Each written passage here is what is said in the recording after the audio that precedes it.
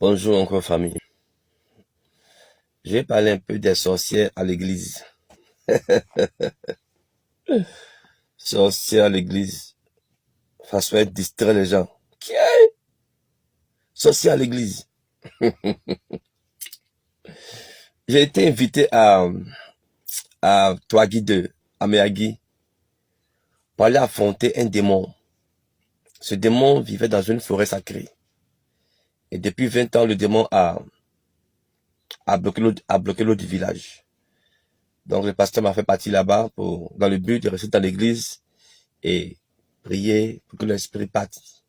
J'ai dit non, je vais rentrer dans la forêt sacrée.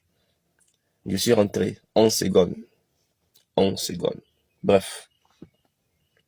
À la suite de ça, il y a une dame, ils m'ont fait repartir encore là-bas, et il y a une dame qui m'a accueilli. Elle m'a bien accueilli. Cette dame-là, hey, avant de m'asseoir, elle met mon pagne. Quand je prêche, elle est contente. Elle dit, hey, papa Choco. Elle suit mes chaussures. Elle était gentille avec moi. Le Seigneur m'avait rien dit aussi. Gars, c'était une sorcière. Moi, je ne savais pas. 3 jours après, je prêchais un dimanche, elle se lève. Elle veut parler des femmes qui ferment sa bouche. Bon, ça m'a rien dit. J'ai continué la prêche. La dame se lève, elle veut parler, elle ferme sa bouche. J'ai fini le message. À 18 h, la dame se rend chez moi avec son pasteur. Elle dit qu'elle veut se confesser.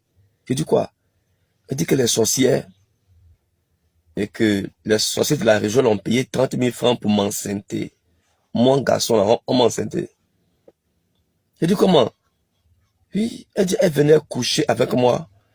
Moi, j'ai un van ballonné, un gros van ballonné. 44 qui m'a entraîné dans cette maladie-là et je vais mourir. Et que devant ma porte, elle a croisé un ange qui l'a frappé à son épée, elle est tombée. Et l'ange lui dit, va te repentir chez mon serviteur. La dame entendait parler qu'elle est sorcière et que la moitié des fidèles de l'église qui fermaient sa bouche, la bouche là, étaient des sorcières de l'église. Elles ont voûté l'église. Elles ont dominé l'église. Amen. Quand la dame a fini de confesser devant moi là, elle a soulevé sa robe. Le pasteur qui est venu avec elle là, l'empêche de soulever sa robe. Il y a eu une lutte entre le pasteur et la femme. Elle a tout fait, elle a soulevé sa robe. Elle a commencé à courir. Sous nos yeux, la dame est devenue folle. Je suis resté en contact avec son mari. Jusqu'à après 3 ans, 4 ans, 5 ans, il s'est remarié. La dame n'a pas été guérie jusqu'à présent. Elle vient pour endormir l'église. Elle vient pour empêcher la croissance de l'église. C'est leur rôle à l'église. Et ces femmes-là, quand elles viennent là, elles vont tout faire pour ça, pour être amies avec mon pasteur, ou le pasteur, ou ses enfants, juste pour avoir un pied dans la maison du pasteur. Et quand le pasteur n'a pas une vie de prière, paf, on le lime. Elles vont semer dans l'église des divisions, des tisanies. Tel a dit que tu as dit ça, tel m'a dit que, on dit que des diviseuses professionnelles, des sorcières. Et pour elle, ça va pas forcément tuer à l'église, hein, endormi. La louange là, tout le monde est en mouvement. Bon. Quand le pasteur parle la parole nette là, tout le monde dort. Sorcière à l'église. Et des pasteurs sans révélation, veuillez m'excuser, comme je l'ai dit que ça va tout Dieu dit.